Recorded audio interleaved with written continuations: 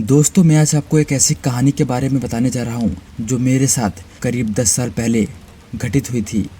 बारिश की तेज़ बूंदें टीन की छत पर पड़ रही थी और एक अजीब सी धुन का निर्माण कर रही थी। सामने धुंध में लिपटा हुआ हाईवे फैला हुआ था और उसके किनारे पर एक छोटी सी चाय की दुकान थी जिसमें पीली मध्यम रोशनी टिमटिमा रही थी। मैं उसी दुकान के एक कोने में बैठा था, हाथ में गर्म चाय का गिलास, और मेरे सामने एक अजीब सा आदमी। उम्र लगभग 55 के आसपास थी। आंखों में गहरी थकान थी और उसके चेहरे पर पुराने जख्म दिखाई दे रहे थे। उसने मेरी तरफ देखते हुए कहा, बेटा, तुझे मैं एक ऐसा किस्सा सुनाना चाहता हूँ, मेरी अपनी ज़िंदगी का किस्सा। शायद सुनकर तू हंसे या शायद डर जाए, पर सच यही है कि उस रात के बाद मैं कभी भी किसी जंगल में अकेला कदम रखने की हिम्मत नहीं कर पाया। मैंने हल्की सी मुस्कान दी और कहा, जी सुनाइए।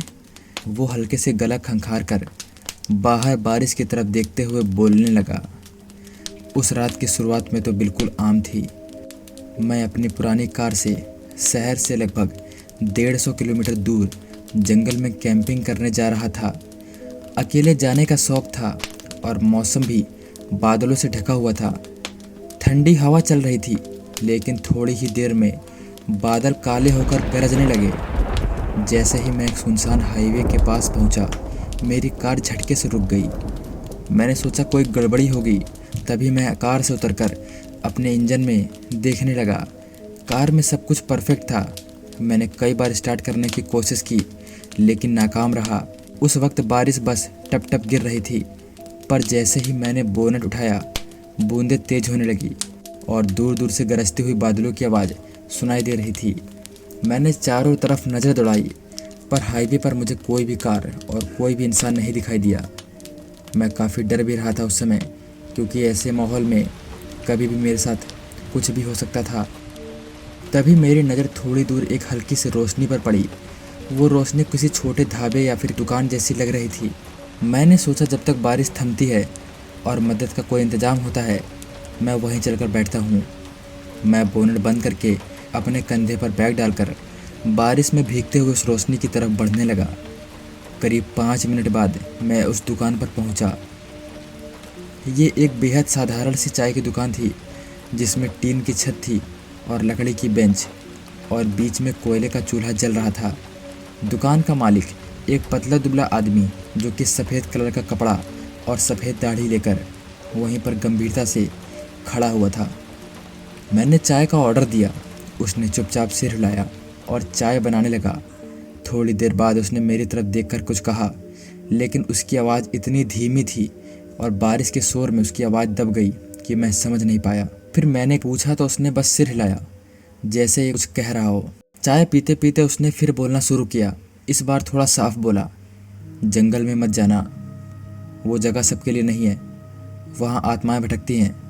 फिर मैंने भी हंसते हुए कहा, अरे दादाजी, आप कैसी बात कर रहे हैं? मैं कई बार कैंपिंग करने आ चुका हूँ और मुझे डर भी नहीं लगता है यहाँ पर। उसने गहरी सांस ली और बस इतना कहकर फिर से अपनी दुकान में व्यस्त हो गया। मैंने उसकी बात को मजाक में टाल दिया और बिल चुकाया और फिर मैं बारिश में जंगल की ओर चल पड़ा। मेरी कार भी हाईवे के किनारे खड़ी थी। खैर, जंगल में पहुंचकर मैंने अपने कैंप लगाने की जगह चुनी। एक खुला सा मैदान, चारों तरफ ऊंचे पेड़, बारिश की बूंदें चमक रही थी। मैंने टेंट लगाया, छोटी सी आग जलाई और बैग से निकालकर थोड़ा सा खाना पकाने लगा। बारिश बीच बीच में तेज हो जाती, फिर हल्की पड़ जाती। हवा में मिट्टी और पत्तों की गंध से भर आई थी, जो कि रातों को और भी ज़्यादा रोमांचक बना रही थी। खाना खाकर मैं टेंट में लेट गया।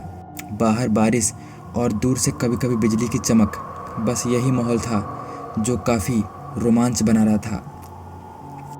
करीब आधी रात को अचानक मेरी नींद खुल जाती है। ऐसा लगा जैसे कोई टेंट के बाहर धीरे धीरे चल रहा हो। पत्तों पर पैरों की आहट साफ सुनाई दे रही थी। मैंने टॉर्च उठाई और बाहर झांका, लेकिन मुझे कुछ भी नहीं दिखाई दिया। बस बारिश में भीगी ज़मीन और अंधेरे में डूबे हुए पेड़ दिखाई दे रहे थे। तभी मैंने सोचा शायद मेरा वहम होगा, और फिर से मैं अंदर चला गया। अब मेरा आग भी बुझ चुका था, जैसे किसी ने उस पर पानी डाल दिया हो और हवा में एक अजीब सी ठंड फैल गई। फिर से मैं बाहर निकला, चारों तरफ नज़र दौड़ाई और तभी मुझे वो चाय वाला आदमी दिखा। वही आदमी जो कुछ देर पहले मुझे हाईवे पर मिला हुआ था, जिसने मुझे चाय पिलाई थी। वह बिना छाते के बारिश में भीगता हुआ मेरे सामने खड़ा था। उसने बस इतना कहा, मेरे साथ चलो, और मैं उसके साथ उसके पीछे पीछे चल पड़ा। वो मुझे जंगल से बाहर ले गया और उसी चाय की दुकान पर बैठा दिया। उसने गहरी आवाज़ में कहा, तुम्हें मैंने पहले ही चेतावनी दी थी, पर तुमने नहीं मानी। कई साल पहले कुछ लोग मेरी दुकान से चाय पीकर इस जंगल में आए थे। उस रात बिजली गिरने के कारण उन सभी परिवार की एक साथ मृत्यु हो गई थी। तब से उनकी आत्माएं यहाँ भटकती हैं। मैंने तुम्हें वहाँ जाने के लिए कई बार रोका, लेकिन तुम नहीं माने। इसलिए मुझे तुम्हारी चिंता होने लगी और मैं तुम्हारे पीछे पीछे आ गया। फिर उसने मेरी आंखों में देखते हुए कहा, याद रखना, जंगल में कैंपिंग करने से पहले हमेशा पता कर लेना कि कहीं वो जंगल श्रापित तो नहीं है। बारिश अब हो रही थी, लेकिन मेरे हाथ का चाय अब कांप रहा था। दादाजी की ऐसी कहानी सुनने के बाद मेरे तो रोंगटे ही खड़े हो गए थे। उनके हर शब्द मेरे कानों में गूंज रहे थे। मैं उस रात के बाद कभी भी जंगल में अकेले नहीं गया। दोस्तों, अगर आपको हमारी कहानियाँ पसंद आती हैं तो कृपया एक सब्सक्राइब जरूर करा करें, जिससे हमको और भी मोटिवेशन मिले, ताकि हम आपकी रातों को और भी रोमांचक से भर सके।